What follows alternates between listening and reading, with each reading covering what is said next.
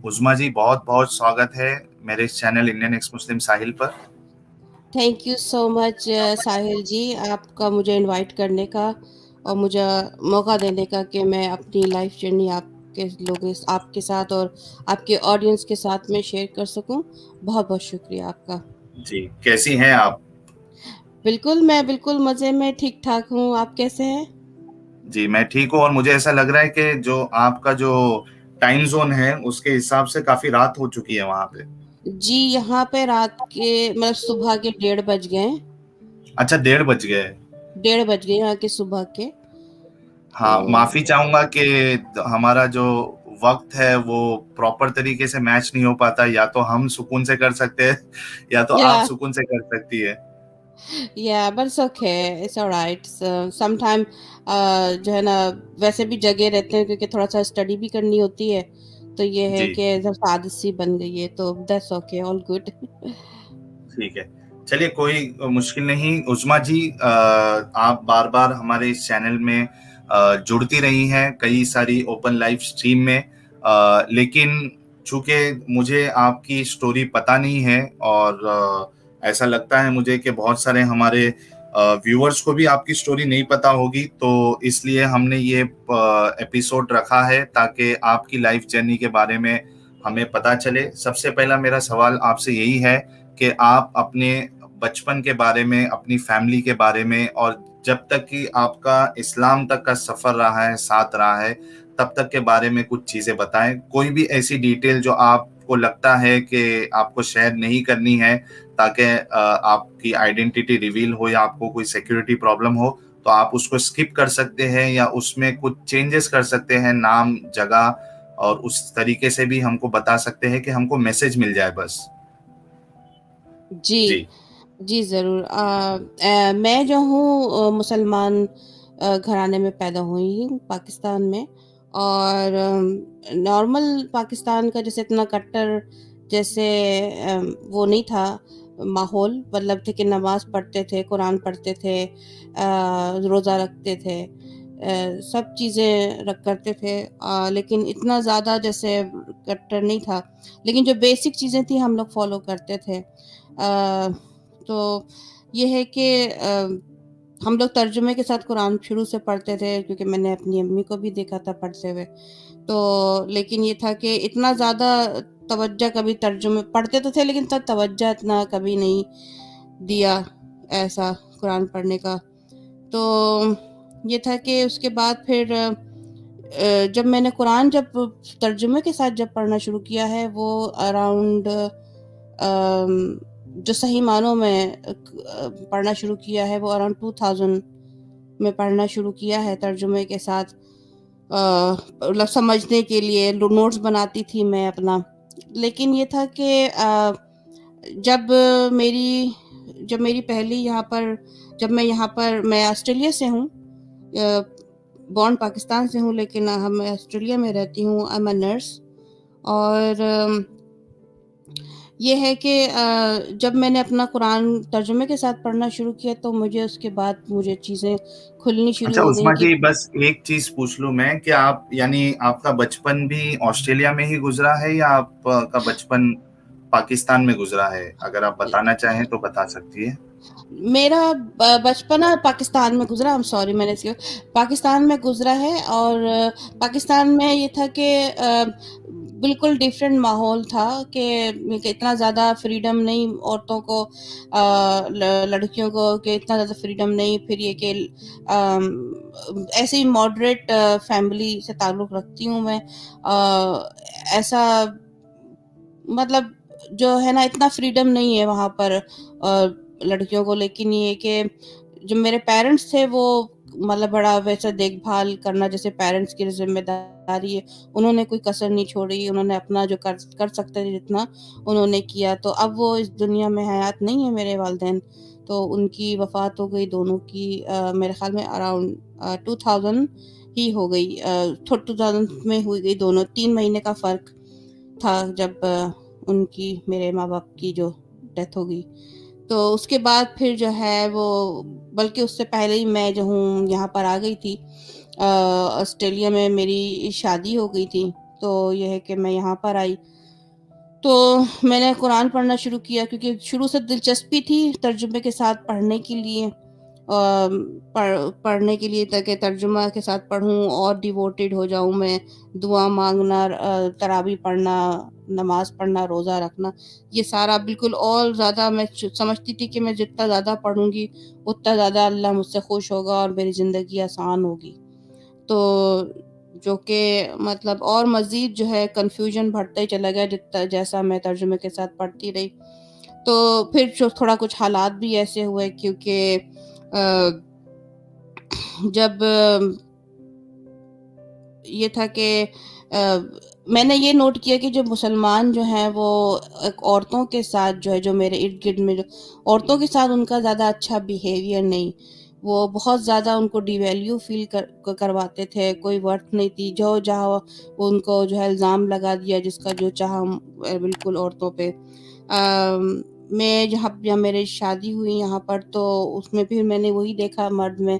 मैं समझती थी कि शादी के बाद जैसे एक औरत का होता है कि भई शादी के बाद एक फैमिली होगी और बिल्कुल सही तरीके से रहेंगे, सुकून से रहेंगे, इज़्ज़त के साथ। तो लेकिन वहाँ पे भी गुस्सा और सारा क्या कहते हैं, डिसरिस्पेक्टफुल सारी चीज़ें देखी और मुझे बताया गया कि आई एम अनवर्दी, और ये कि क्या कहते हैं, फिर वो मेरा जो हस्बैंड है वो भी जो है ना वुमेनाइज़र निकले।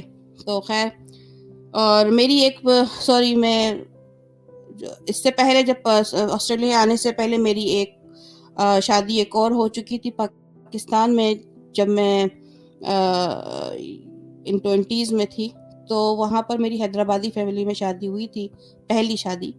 तो वो ज़्यादा लास्ट नहीं रही क्योंकि वो हुआ ये कि जब मेरी शादी हुई तो वो लोग जहेज़ का डिमांड बहुत कर रहे थे। तो जहेज़ तो मेरे वालिदैन ने दिया था वो जितना कर सकते थे। तो उसके बाद भी वो लोग खुश नहीं थे। उसके बाद फिर क्या हुआ कि एक दिन जो है मेरा जो एक्स हस्बैंड था, वो काम पे गया, तो जो मुझे अपने कमरे का दरवाज़ा, जो बेडरूम का दरवाज़ा होता है, वो बंद करने की इजाज़त नहीं थी सास-ससुर की तरफ से, कि ताकि वो मुझे देख सके कि मैं अंदर क्या कर रही हूँ। तो जब मैंने खाना-वाना पका के सारा किस घर का चीज का डर था उन्हें, मतलब इस तरीके की पाबंदी लगाना, कैद रखना, यानी डर क्या चीज का था उन्हें? पता नहीं डर था, बस ये कहते कि हम तुम्हें नजर करते रहेंगे, तुम क्या देखो, मतलब कि keep I on you, like you ना, कि क्या करती हो अंदर। मतलब हमारे घर में ये उसूल है कि कोई दरवाजा बंद नहीं करता। तो मैं हमेशा जो है, मैंने कभी ऐसा माहौल ना मैंने अपने घर में कहीं भी नहीं देखा, मतलब। और मैं जो ना बिल्कुल अनईजी फील करती थी। मैं अपने थक हार के काम कर करके घर का जब मैं आराम करने जाती थी तो मैं अपना जो लेग भी स्ट्रेच नहीं कर सकती थी, क्योंकि मुझे वो डर लगा रहता था कि कोई मेरे कमरे में आ ना जाए, तो मुझे कोई ऐसी, जैसे ना जब अगर मैं सो जाऊं तो किस पोजीशन में हूँ, क्या हूँ, मुझे कोई ऐसे देख ले, शर्म आती थी। और फिर तहजीब का भी था कि भाई के ऐसा अच्छा नहीं लगता था, लेकिन मुझे बिल्कुल इजाज़त नहीं थी कि आप जो है ना दरवाज़ा बंद करो, बिल्कुल नहीं थी, बिल्कुल स्ट्रिक्टली मुझे बता दिया गया था। अच्छा उस्मा जी, मैं जब हमारी डिस्कशन शुरू रहे तो मैं सुपर चैट या स्टिकर भी ले लूं, ताकि तो वो मिस जी, नहीं हो जाए। चलेगा ना? जी, आपको ज़रूर। कोई इश्यू तो नहीं? जी। नो, नो, नो, बिल्कुल, बिल्कुल। जी, तो प्रशांत यादव जी ने 200 रुपीज का सुपर स्टिकर भेजा है, थैंक्स अ लॉट। और इससे पहले हमारे जयप्रकाश सिंह जी ने $1.99 का कंट्रीब्यूशन किया है। Thanks a lot Jaiprakash ji, good work, keep it up. जी, तो आपने जिस तरीके से बताया कि जो एक फीमेल होती है, अगर उसका कमरा है तो प्रिवेसी की भी बहुत ज्यादा जरूरत होती है। यानी जी, घर में कई सारे लोग होते हैं, ससुर होता है और देवर हो सकते हैं, बाकी लोग भी हो सकते हैं। तो इस तरीके की अगर कोई शर्तें मनवाए कि घर में आप दरवाजा बंद नहीं कर सकती है, तो वो प्रिवेसी कैसा होगा? और वो खुद एक फीमेल है, अगर आपकी सास आपको ये कानून लगा रही है, तो वो खुद भी एक फीमेल है, उनको तो पता होना चाहिए कि प्रिवेसी क्या होती है। खास करके जो फीमेल्स हैं उनके लिए कपड़े का मसला होता है सोते वक्त। मर्दों के लिए तो इतना प्रॉब्लम ये सब चीज में नहीं होता है, और खास करके जब आप मुस्लिम फैमिली से आती है, तो जो आपके जो कपड़ों का जो तरीका होता है, जो यानी सलवार कमीज, उसमें बहुत ज्यादा फिर ध्यान रखना पड़ता है आपको, खास करके अगर जी। आपकी बड़ी फैमिली है तो इस तरीके के शर्तें लगाना ये तो खुद में एक अजीब चीज है। जी, अजीब चीज़ है, मुझे भी बहुत ही अजीब-सा लगा। शादी के शुरू-शुरू दिन थे तो मुझे पहले ही बता दिया गया था, क्योंकि सिर्फ़ दरवाज़ा उस वक़्त बंद होता था कि जब के मतलब है कि हस्बैंड रात को जब सोने के लिए आते थे एंड दैट्स इट। उससे दिन में जो है ना, मैं अपने कमरे में जाऊँ या अगर मैं टीवी देख रही हूँ या बैठी हुई हूँ या कुछ खा रही हूँ या पढ़ रही हूँ या कुछ भी कर रही हूँ, मतलब कहते हैं कि आप दरवाज़ा बंद नहीं कर सकती, ये हमारे यहाँ अलाउ नहीं है। और जहाँ तक ये है कि सिर्फ़ सास-ससुर थे वहाँ पे, तो सास जो थीं वो अपने लाउंज रूम में सोती थीं और जो ससुर जो थे वो अपने बेडरूम में सोते थे, तो वो लोग भी एक साथ नहीं सोते थे। तो मतलब ये कि उनमें भी कुछ पता नहीं क्या प्रॉब्लम, अजीब-सी एक हरकत अजीब-सी चीज़ देखी जो कि मैंने कभी अपने मतलब कभी मैंने अपने फैमिली में अंकल, आंटी कभी मैंने कभी ऐसा देखा नहीं। तो एक अजीब-सा ही माहौल मैंने देखा उनका, तो बिल्कुल मना कर दिया था। तो एक दफ़ा ऐसा हुआ कि जब मैं यही काम करके खाना-वाना खिला के लंच के बाद जो है ना सफाई करके सब कुछ मैं अपने कमरे में आई, तो मैं पूरा वो एक दुपट्टा जो होता है ना बड़ा वाला चादर, चादर जो होती है पूरी, वो सर जी। से लेके वो बड़ा वाला वो मैं ओढ़ के अपने बेड के कोने पे मैं बैठी रहती थी। लेट भी नहीं सकती थी सही से, क्योंकि मुझे डर लगा रहता था कि कोई आ ना जाए। तो वो मैं हम्म। बैठी हुई थी, तो चादर पूरा ढका हुआ, पूरा जिस्म, पूरा सर दुपट्टा, पूरे पैर तक ढका हुआ था। तो वहाँ पर बैठी हुई थी, तो सास जो है वो मेरे ख्याल में नहाने चली गईं। तो वो जाती थी तो वो 1-1 घंटे के लिए जाती थीं। तो ससुर जो है वो आके मेरे कमरे में आ गए और शर्ट बदलने लगे अपनी। तो मैं दंग रह गई, मुझे बड़ा शॉक पहुँचा। तो मैं इज़्ज़त से, एहतराम से मैं खड़ी हो गई, अपना बेड के से नहा रहे हैं। तो इन हैदराबादियों में ये था कि मुझे बताया गया था कि भई आप जो है ना, तब हमारे बड़े जो माँ-बाप हैं उनकी एहतराम करते हैं, अदब से खड़े हो जाइए और फिर आदाब कीजिए, जैसे हाथ का एक स्टाइल होता है। वो बाकायदा मुझे एक-एक चीज़ बताई गई थी कि ऐसे करना है। तो मैं उसी लिहाज से मैं फ़ॉलो कर रही थी कि मैंने आदाब किया, सर पे दुपट्टा ओढ़ के बिल्कुल तमीज़ से खड़ी हो गई। तो अब ये आए इन्होंने, मेरा ससुर, वो उन्होंने सर पे हाथ रखा। तो होता है ना वो बुज़ुर्ग जो लोग होते हैं वो सर पे हाथ रख के दुआ करते हैं, कल्चर जो है। तो वो हाथ जो है उनका जो है वो मैंने हाथ जो है सर पे रखा, तो अब हाथ जो है वो उनका मेरे पीठ पे जा रहा है, पीठ पे जाके मेरे पीछे मतलब बट पे जा रहा है, फिर हर जगह आके मतलब इनएप्रोप्रिएट जगह जाने लगा और फिर मुझे अपनी तरफ उन्होंने खींच लिया और वो मुझे जो है वो किस करने की कोशिश की उन्होंने, तो मैंने उस वक़्त जो है उनको पंच मारा खींच के, तो वो दीवार पे जाके चिपक गए छिपकली की तरह। क्या उम्र थी आपके ससुर की, इतनी ऐसी हरकतें कर रहे थे वो? गंज मतलब वो थे, मतलब मेरे ख़्याल में 60s के रहे होंगे वो। हम्म। तभी भी अंदर की मतलब वो गर्मी उनकी नहीं गई थी, और जी, जो एक यानी बहू जिसको बेटी मानते हैं, वो उनके जहन में नहीं आया था कि ये मेरी बेटी है। जी। तो यही था, तो मैं आई वाज़ लाइक मैं भी शेक कर रही थी। मेरा जिस्म जो है ना बिल्कुल डर के मारे, मुझे नहीं पता कि मैंने किस तरीके से पंच मारा, कहाँ से मेरी ये ताकत आई, स्ट्रेंथ आई क्या करने की, क्योंकि मैंने कभी ऐसा अपनी लाइफ़ में मेरा अभी कभी देखा नहीं, मुझे कभी सोचा भी नहीं था। तो मैं तो सिर्फ़ अपने माँ-बाप के घर से उठ के बस डायरेक्ट शादी हुई, तो जो कॉन्सेप्ट था कि ऐसा तो कोई कॉन्सेप्ट ही नहीं था। तो ख़ैर जब मैंने उनको पंच मारा तो वो नीचे गिर गए दीवार पे, पहले दीवार पे लगे, फिर चिपके रहे, फिर दोबारा नीचे आ गए फ्लोर पे, उनका चश्मा कहीं और था कारपेट पे, वो कहीं और। तो उन्होंने फिर उठ के उन्होंने मुझे धमकी दी इन्होंने, ससुर ने, कि अगर मैंने अपने एक्स हस्बैंड को यानी कि उनके बेटे को बताया, तो वो भी नुकसान में रहेगा और मैं भी नुकसान में रहूँगी। तो फिर ये कह के वो रूम से चले गए। तो मैं बिल्कुल रोने लगी, मैं बिल्कुल मेरी हालत बुरी हो गई, बिल्कुल मैं शेक कर रही थी। तो मैंने जो फ़ोन किया अपने एक्स हस्बैंड को, उनका जो बिज़नेस जो उनका जो था शॉप वगैरह वो करीब ही था, तो उनको फ़ोन करके घर पे बुलाया। मैंने कहा आप आइए, तो आए तो उनको मैंने बताया। तो सबसे पहले तो उनके मुँह से ये निकला मेरे एक्स हस्बैंड के कि अच्छा तो ये है कि मेरे इतने सारे पैसे उनके पास पड़े हुए हैं मेरे बाप के पास, और इन्होंने ये हरकत जो है बड़े भाई की बीवी के साथ भी किया उन्होंने ऐसे ही। लेकिन वो बड़ा जो भाई है वो अक्लमंद था, वो अलग होके उसका अलग रहने लगा बीवी को लेके। और फिर आपके हस्बैंड आगे कुछ तो रिएक्ट नहीं किया उन्होंने? नहीं, मैं तो फिर कहने लगा अच्छा ठीक है मैं जाता हूँ अपनी माँ से बात करता हूँ, तो फिर मैं आता हूँ। तो वो कमरे के बाहर जब वो गए हैं अपनी माँ से बात किया है, तो माँ से जब बात करने के बाद जब वापस आए कमरे में तो काया ही पलट गई, यानी कि डिफरेंट ही सिचुएशन हो गई। वो कहने लगे कि भाई हमारे इस्लाम में ये आया है कि अगर माँ बाप कहें कि अपनी बीवी को छोड़ दो, भले से वो इनोसेंट ही क्यों ना हो, तो आप तलाक दे दो उनको, उसको बीवी को दे दो, अगर माँ बाप बोले।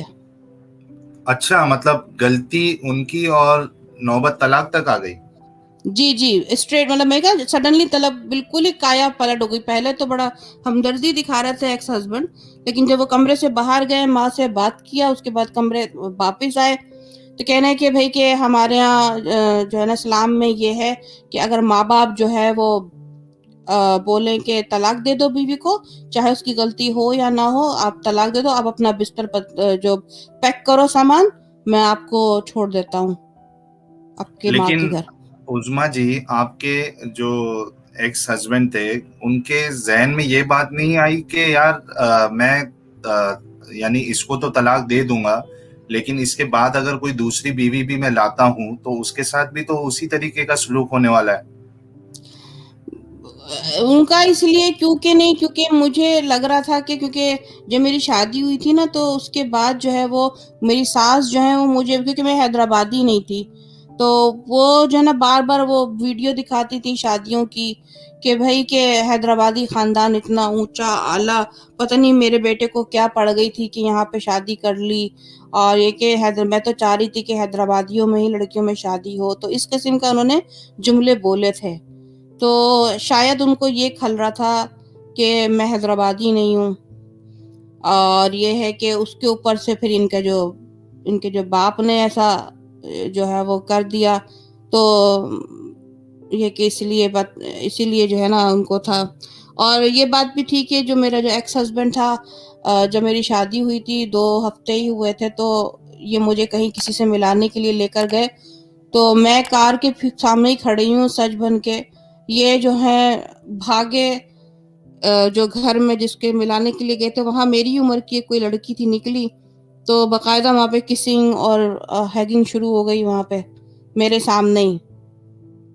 तो इनका चक्कर मेरे ख्याल में कहीं और किसी से और चल रहा था, लेकिन शादी मुझसे कर ली। तो आपने उज़मा जी, ये इतना सब झंझट था, यानी ससुर का कैरेक्टर एकदम अजीब आपने बताया, और आपके जो हस्बैंड थे उनका कैरेक्टर अजीब बताया, तो ये शादी से पहले आपने कोई जांच पड़ताल नहीं की थी कि इनका खानदान कैसा है, लोग कैसे हैं, नेबर्स है? आम तौर पे अगर हम इंडिया की बात करें तो शादी से पहले बहुत सारे यानी चेक्स भी होते हैं कि पता पता लगाया जाता है कि फैमिली कैसी है, इनका तरीका, मोहल्ले में जाके अनजान तौर पे, ये सब हिंदुस्तान में तो काफी होता है। तो जी आप लोगों ने ये सब नहीं किया था शादी से पहले? नहीं किया था तो सबने तारीफ ही की थी कि क्योंकि ये लोग बड़े चालाक थे, क्योंकि दूसरों से जो आस-पास जो इर्द-गिर्द जो नेबर हैं और जो मेरी जो लोग हैं जो जानते थे, तो ये लोग दूसरों के साथ बहुत ही मैंने खुद अपनी आँखों से देखा है कि पहले भी ये लोग बड़ा खुश अखलाकी से बात करते हैं। कोई समझ नहीं सकता कि इन लोगों में कोई ऐसी प्रॉब्लम है। यानी कि बाहर जो है इनका एक अलग ही चेहरा है। तो और अंदर कुछ अलग ही चेहरा था, तो ऐसे लोग बहुत सारे मिलेंगे आपको। और अभी लाइफ इतनी जर्नी मेरी हो गई है कि अभी मैंने समझ लिया है, क्योंकि मैं देख लेती हूँ, पहचान लेती हूँ कि ये कि ना ये बनावटी है या फिर रियल है। तो ऐसे लोग जो है ना बाज़ के दूसरों से अच्छे होते हैं ताकि अपना एक अंदर का जो किरदार है, वो कैरेक्टर जो उनकी पर्सनैलिटी वो छुपा लें। तो ऐसे बहुत से हैं। तो वही ऐसे ही हुआ था कि सबने तारीफ़ ही की थी कि अच्छे हैं, बड़े अच्छे लोग हैं और अपना बिज़नेस है तो ये है, और फिर अखलाक के भी बड़े अच्छे हैं, मदद करते हैं, ये वो बड़े प्यारे लोग हैं, ये वो, मतलब ये था सारा, यही हुआ था। तो हमें मतलब गलत बताया भी गया। और इसकी बात है कि ये पता नहीं चलता ना, क्योंकि वो जो मेरा एक्स हस्बैंड था, उसने अपना जो चक्कर है जो जिस लड़की से हो रहा था या तो वो अपने माँ बाप को भी नहीं बताया। तो वो अपने माँ बाप से भी जो है ना वो छुपाता था हर चीज। तो बड़ा ही कॉम्प्लिकेटेड फैमिली थी उनकी ना। जी जी। तो खैर हम्म मैं जो हूँ घर पर आ गई। घर पर आ गई तो मैंने घर पे अपने फैमिली को बताया, तो उन्होंने ट्राई किया कि भाई कुछ किया, लेकिन ये था, फैसला ये हुआ कि भाई अम, वो लोग जो चाह रहे थे कि लटका के रखें ना मुझे, कि डिवोर्स ना हम्म। दें, वो लटका हाँ, के ये भी रखें एक बहुत क्योंकि बड़ा मसला रहता है मुस्लिम फैमिलीज में। जी। तो मेरे जो बड़े हैं उन्होंने बातचीत करना शुरू किया कि भाई कि नहीं बन रहा है कोई चीज़, सिलसिला नहीं बन रहा है और ऐसा ऐसा है, तो मेरा हमारी बेटी सेफ नहीं है वहाँ पे। तो लेकिन फिर भी वो लोग जो है ना बड़े अक्कड़ में, और हालांकि चोरी ऊपर से सीना जोरी वाला जो एक होता है ना हम्म पर्सनल एक्टिंग, वो सारी जो उन्होंने किया। तो आके बकायदा डिमांड रख रहे हैं कि हमें और चाहिए, हमें कार चाहिए, तो हमें ये चाहिए, तो जहेज में हमें कुछ नहीं मिला। तो फिर जो है ना ऐसी टाला मटोली करने लगे ना, और डिमांड बढ़ा देते हैं कि हम उस वक्त लड़की लेके जाएंगे अपने घर, क्योंकि हमें कुछ और दो, मतलब हम्म मतलब कुछ और चाहिए उनको ना। तो मैंने मना कर दिया और मुझसे पूछा गया, मैंने कहा मैं नहीं, मेरा पैसों की बात नहीं, मैं वो इतना दे दिया, और फिर ये कि गलती इनकी है, इनके ससुर, मेरे ससुर की है, इन्होंने मेरे साथ ऐसा क्यों सलूक किया, क्योंकि मैं तो बेटी की तरह, उनको तो मुझे बेटी की तरह सलूक करना चाहिए था, और मैं तो अपने आप को सेव नहीं करती समझती। तो खैर ये हुआ कि मैंने खुला ले ली। फिर मैंने खुला ले ली, और ये था कि फिर मैं अपने वालिद के पास सऊदी अरब चली गई। वहाँ पे मैं रही हूँ अपने वालिद के साथ। बाकी की जो 1 डेढ़ साल है मैं वहाँ रही हूँ अपने वालिद के साथ। मैंने रही हूँ वहाँ पर। मेरे वालिद ने मुझे मतलब बाकायदा परेशान थे वो भी, जाहिर बात है। तो वो कहते थे कि भाई तुम क्या करोगी, पढ़ोगी, क्या करना है। तो मैंने उनको बोला अपना कि मुझे पढ़ना है, इंडिपेंडेंट वुमेन बनना है, I don't want to rely on any man और एनीबॉडी।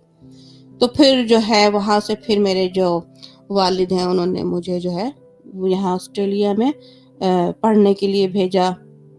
और ये है कि बस उसके बाद से फिर मैं यहाँ पर पढ़ रही थी। ये खुला क्या होता है, चुलबुल हाँ, पांडे पूछ इसके रहे बारे हैं। में थोड़ा आप बता दीजिए कि क्या होता है, ताकि लोगों को भी पता चले जी खुला क्या होता है। जी, ये खुला वो होता है कि जो लड़की लेती है, जब जब मर्द मर्द की तरफ से जो होता है वो डिवोर्स होता है। खुला वो होता है कि जब वो लड़की लेती है डिवोर्स, उसको खुला बोलते हैं, अलैदगी। लेकिन उसमें ये होता है कि उस लड़की को कुछ जो जायदाद वगैरह में या कोई ऐसी चीजों में मिलता नहीं है कुछ। She hmm lost, like I mean उसको कुछ नहीं मिलता। उसको जो दिया भी जाता है गिफ्ट वगैरह वो ले लिया जाता है, यानी कि ना, क्योंकि मुझसे भी ले हम्म लिया गया था जो जेवरात, जो चीजें मुझे दी गई थी ना गिफ्ट में, ससुर की तरह ससुराल की तरफ से, वो सारा जी मुझसे ले लिया, जी जी। मांग लिया। तो खुला में यही होता है कि लड़की का कोई अच्छा, कोई उसमें राइट। और एक चीज भी है उस्मा जी, के तलाक जो है वो तो मर्द जो है अगर प्रोनाउंस भी कर दे तो तलाक हो जाता है, लेकिन अगर खुला लेना है तो आपको बाकायदा काजी के पास जाना पड़ेगा, अपनी बात बतानी पड़ेगी, उसके बाद फिर आपको खुला मिलेगा। इसी तरीके से आपके साथ हुआ था क्या? जी जी, सारा प्रोसेस वैसे ही हुआ था, लेंदी था काफी।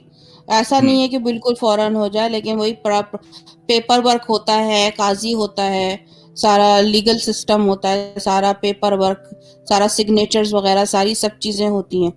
तो वही हुआ सारा सिस्टम, मेरे साथ भी सारा प्रोसीजर हुआ। और उसके बाद फिर मैं अपने वालिद के पास चली गई, सऊदी अरब में वहीं रही।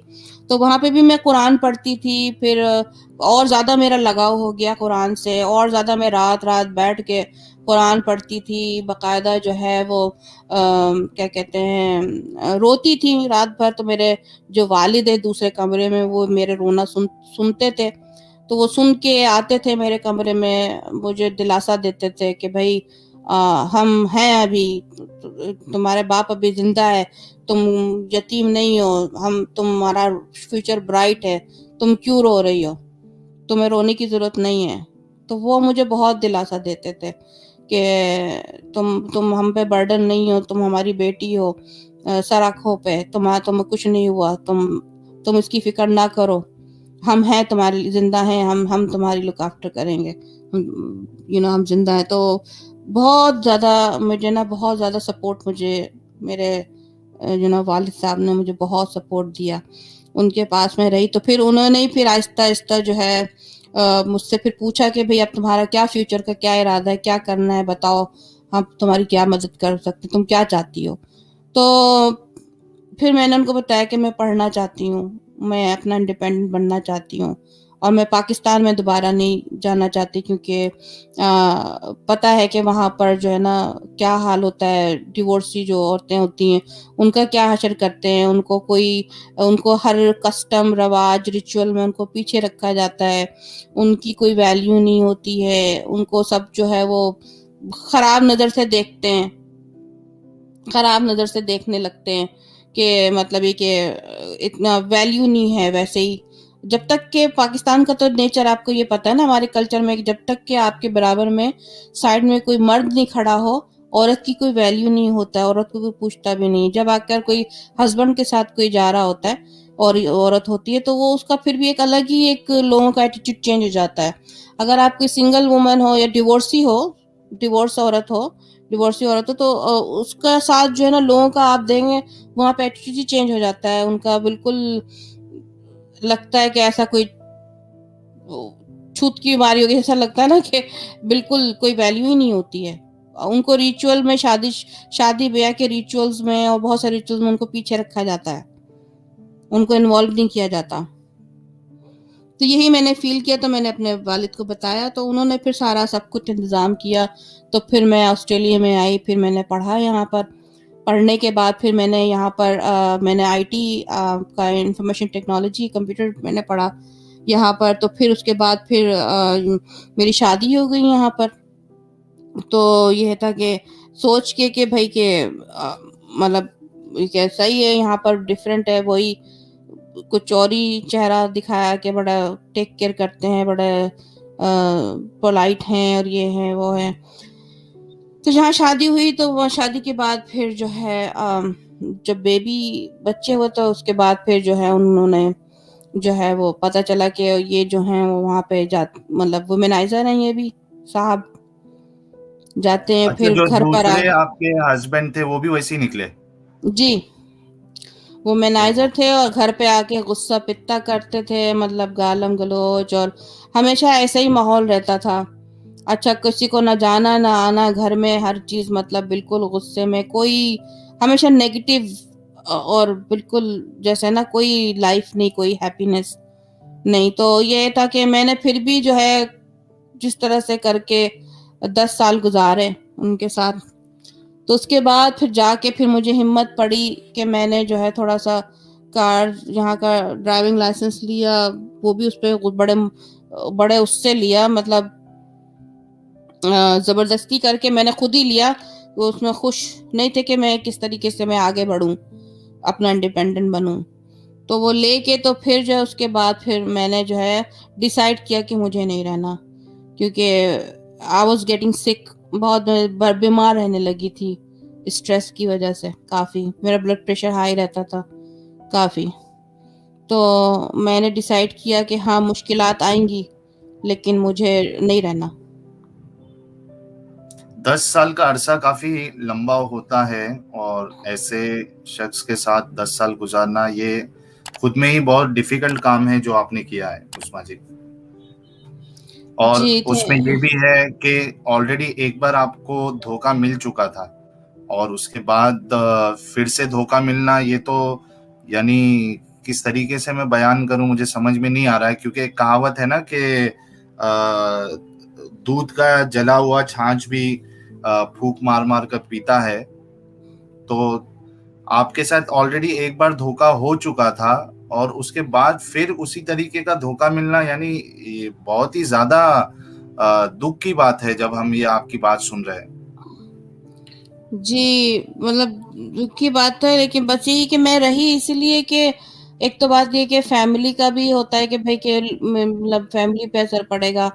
फिर ये है कि ये कि बच्चा बच्चा हो गया था, और फिर ये है कि मतलब एक होता है कि इतना मुझे वो नहीं था, इंडिपेंडेंट मैं फिर भी नहीं हुई थी, क्योंकि मुझे बड़ा दबा के रखा जाता था कि मतलब कोई यानी कि कोई फ्रीडम नहीं, कोई जैसे कार ना सीखो, चलाना नहीं सीखो, मतलब किसी को आओ बुलाओ ना घर पे, कहीं जाओ ना, मतलब बिल्कुल जैसे लिमिटेड ना, कहीं आँखें मेरी ना खुल जाएँ या मुझे कोई इन्फॉर्मेशन ना मिल जाए।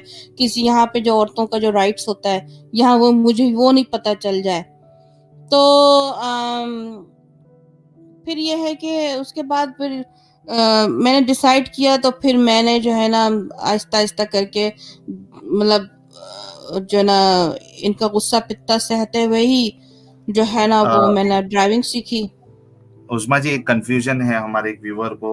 ब्रिजेश जी। गुप्ता जी कह रहे हैं, didn't she said on other lives that she did nursing, now IT?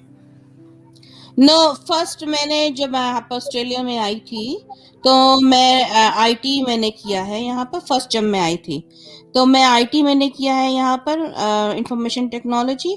उसके बाद फिर मैंने काफ़ी कोर्सेज किए हैं, मैंने सिक्योरिटी गार्ड का भी किया है, मैंने बहुत सारी चीज़ें की। तो फिर बाद में आके फिर मैंने जब क्या कहते हैं, फिर मैं बाद में मैंने डिसाइड किया कि मुझे नर्सिंग करनी चाहिए।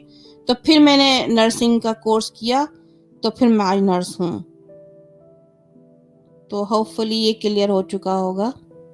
जी, आप आगे अ, बढ़िए। नीरज सिंह जी, 200 रुपीज का contribution, thanks a lot. And some advocate we don't need UCC, uniform civil code है मेरे ख्याल से, यूसीसी यूनिफॉर्म सिविल कोड। तो जरूरी है, तभी इंडिया में दो यानी एक पर्सनल लॉ बोर्ड का एक अलग ही कानून है, और नॉर्मल बाकी लोगों के लिए एक अलग सिविल कोड है। तो हम सब चाहते हैं कि यूनिफॉर्म सिविल कोड हो। नीरज सिंह जी, आप बिल्कुल सही कह रहे हैं जी। उस्मा जी, आप कंटिन्यू करिए आगे। जी, उसके बाद फिर ये हुआ कि फिर मैंने जो है ना अपना जो है अपना मैं अपने भाई के घर, वो जो जॉब जहाँ लगी थी, वो मेरे जो भाई हैं उनके घर के करीब ही थी, तो मैं वहाँ मूव हो गई।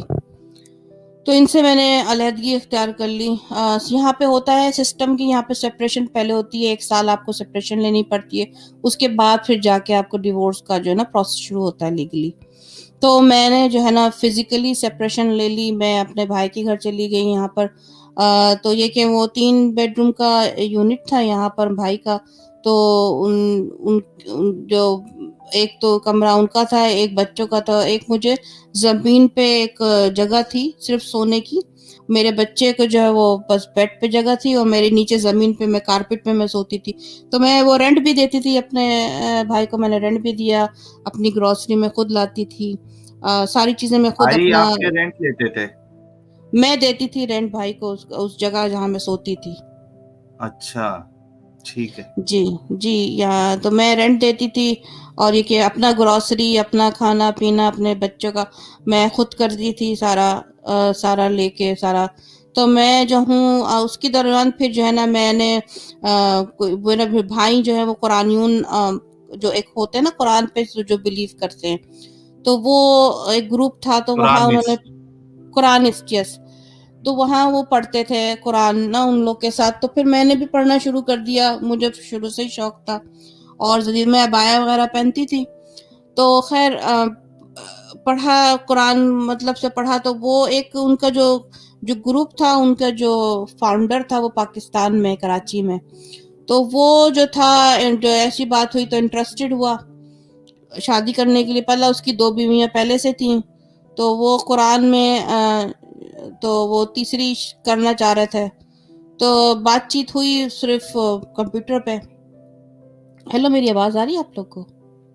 जी जी बिल्कुल साफ आ रही है, आप बोलते जाइए, कंटिन्यू जी, करिए। तो वो ऐसी बातचीत होती थी, तो उन्होंने मुझे ये एक वो रखा कि एक कंडीशन रखी मेरे लिए कि मुझे जो है वो 0 साइज होना है, तो वो शादी करेंगे मुझसे। आप एक बार फिर से रिपीट करेंगी, आपने लास्ट में क्या बोला है, कौन सी शर्त उन्होंने रखी? उन्होंने शर्त रखी कि मुझे जो है ना वो 0 साइज होना है, बिल्कुल दुबला 0 साइज, जिसे कहते हैं साइज 0, वो होना है। वो तब किसके जो लिए? है तो वो शादी करेंगे मुझसे। अच्छा, आपको ऑफर आया था फिर से शादी के लिए? जी, जी, वो कुरानियों जो थे उनकी 2 हाँ पहले हाँ। शादी 2 बीवियाँ थी पहले से, अच्छा, हाँ। बच्चे भी थे। तो जी। उन्होंने ये शर्त मेरे लिए रखी कि बिल्कुल 0 साइज होना है, तो ये है कि करेंगे शादी। तो ये था कि और उसको उन्होंने ये भी बताया मुझे कि निकाह का मतलब सबसे जो पहले मुझे पता चला निकाह का जो मतलब है, वो मुझे बताने लगे कि भई अगर मैं आपसे अगर होगा तो आपके साथ कैसे करना होने वाला है मेरे साथ, कि उनकी बीवियाँ भी कमरे में होंगी और साथ सब कुछ जो होगा सभी कुछ साथ ही होगा एक टुगेदर, दो क्योंकि तो उन्होंने उनकी सुबह ऑलरेडी थी ना? जी, लेकिन निकाह जब होगा ना शादी वाले रात, हम्म। हम्म। तो वो कहने लगे कि मेरी बीवियाँ भी मौजूद रहेंगी उस कमरे में फोरसम और करना सब। था क्या उनको? जी, जी, उन्होंने मुझे सूरह निसा 4 और उसकी 3 वर्स बताई कि उसमें हम्म। लिखा हुआ है, निकाह का वर्ड है कि तुम निकाह करो, इंटरकोर्स करो 2-2, 3-3, 4-4 से। उसमें ये नहीं लिखा कि अलग-अलग करो। उसमें अच्छा। ग्रुप सेक्स का लिखा हुआ है उसमें। अच्छा, वो कुरानिस ने ऐसा उसकी ताबीर की है यानी? हाँ, उसमें तो कोई नहीं है, वो तो हदीसों से मिलेगा कि शायद हदीसों में है कि मतलब आप एक साथ इंटरकोर्स नहीं कर सकते, यानी two two sum three sum four sum वाला कॉन्सेप्ट नहीं है, ये हदीसों में मिलता है, लेकिन कुरान के हिसाब से तो ऐसी कोई कैद बताई नहीं गई है, तो नहीं है चूंकि ना कुरानिस ये। थे। जी, सूरह निसा हाँ। 4 है, उसकी 3 हम्म। वर्स में एक अगर आप ट्रांसलेशन करेंगे ना लिटरली, हम्म। हम्म। तो लिटरली उसका ट्रांसलेशन उसमें वही मैंने सच वाले से भी मैंने उनसे पूछा था हम्म। और भी बहुत सारे जो हैं, और मैंने खुद भी उसका अरबी का मतलब मैंने पढ़ा खुद भी। तो ये है कि साफ लिखा हुआ है उसमें कि निकाह करो, यानी इंटरकोर्स करो 2-2, 3-3, 4-4 औरतों से। तो इसमें सिर्फ 2 नहीं लिखा हुआ, 2-2, 3-3, 4-4 औरतें, निकाह करो, हम्म। इंटरकोर्स करो। यानी कि ये ग्रुप सेक्स का है, इसमें कोई वो नहीं लिखा हुआ कि अलग-अलग होने वाला कुछ लिखा ही नहीं है कि अलग हो। तो और मुझे ये बताया गया, मैं शॉक में पहुँच गई। ज़ाहिर-सी बात है, डेफ़िनेटली मैंने कभी ऐसा मेरे तो ज़िंदगी में शॉक ही होता जा रहा है कि ऐसी-ऐसी बातें सुनने को मिलती हैं कि कभी मैंने ज़िंदगी में ऐसा नहीं सोचा कि बिल्कुल ना कभी देखा। अच्छा, तो उनकी उम्र कितनी थी जो ये आपको ऑफर दिए थे? तो वो क्या जवान थे, या जिस तरीके से उनकी मांग थी कि जीरो साइज होना चाहिए आप, और उसके बाद हम फोरसम करेंगे, तो मतलब क्या जवान शख्स था वो, आई या थिंक किस तरह? नहीं नहीं 20 प्लस इयर्स का डिफरेंस था, I think may be more than 20। आपके और उसके 20 बीच में 20+ ईयर्स का डिफरेंस था? Yes, more than that. बहुत बहुत अजीब अजीब लग रहा है कि ऐसी ऐसी चीजें आपके साथ यानी जी, आपकी जिंदगी में ऐसे ऐसे मोड़ आए, तो आपने क्या उनको हाँ बोला, या फिर उससे बचा लिया खुद को आपने?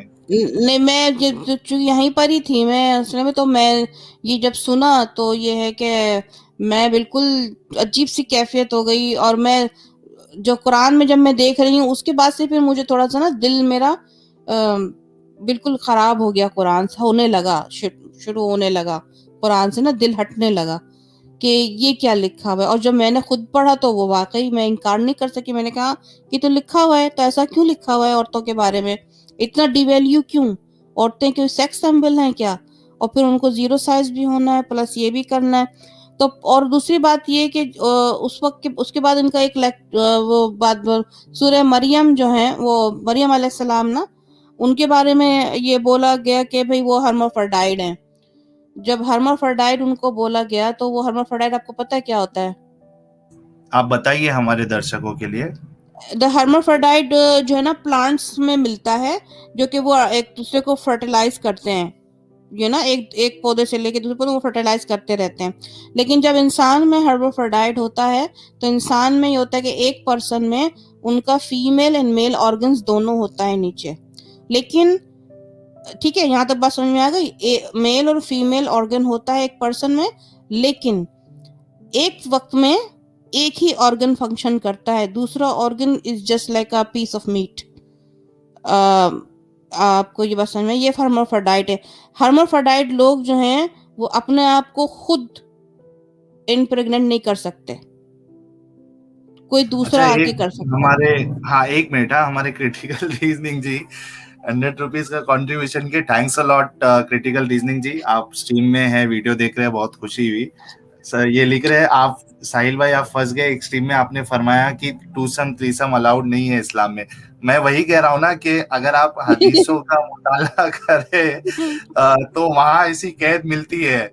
लेकिन चूंकि जो उजमा जी को जिसने शादी का ऑफर दिया था वो तो हदीसों को मानता ही नहीं है, वो कुरानिस्ट है वो। तो उसने बराबर वो सूरह निसा की जो आयत है, दो दो तीन तीन चार चार बीवियों के साथ निकाह करो, तो उसने उसका मतलब उसने ये निकाला कि फोरसम भी कर सकते हैं। और आज मैं इस तरीके से सोच रहा हूँ कि अगर हदीसों को हटा दिया जाए तो ऐसी कोई मनाही तो है नहीं कुरान में कि थ्रीसम फोरसम नहीं कर सकते। और उसी को लेकर उसने उजमा जी से भी ये एक शर्त रखी कि अगर हमारी शादी होगी, निकाह होगा, तो फिर हम दो बीवियां उसके पास ऑलरेडी थी उस्मा जी, और वो यानी फोरसम करने का उसका इरादा था, लेकिन उस्मा जी उससे बच के निकल गई है। जी।